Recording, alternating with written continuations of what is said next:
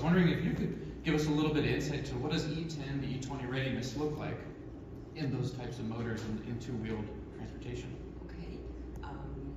Our company is a motorcycle, scooter, and car manufacturer corporation.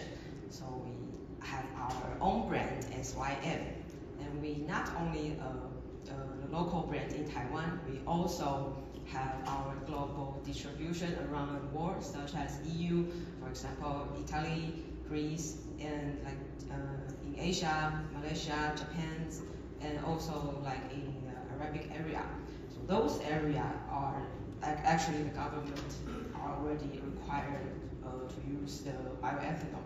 So our product, all of our latest motorcycle and scooters can adapt to E5, E10. I think E15 is okay, yeah, directly, not without any adjustment or any change.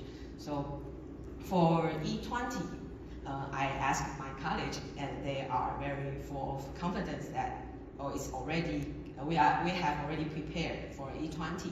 But maybe some tests for like the durability of the component or the average consumption of fuels may have to we have to prepare in a preliminary test in the laboratory.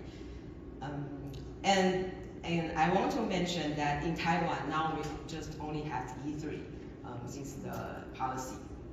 So I know that our regulator Minister of the Economy Affairs, they would like to revise the quality standard from E3 to E10. And it's good news, and we hope that once the government announces the new standard and the major supplier company, the CPC company, they can provide the E10 fuel, and then we will share our data in public and tell the people Sanyang Motor is ready for E10. Thank you. No, yeah, thank you for some insight into maybe what's needed, right, for some of these engines in your area to give confidence within your company, but to the consumers as well. And kind of escalating that ethanol content changes a couple things. And Yuhua, you guys at Step One Tech have a really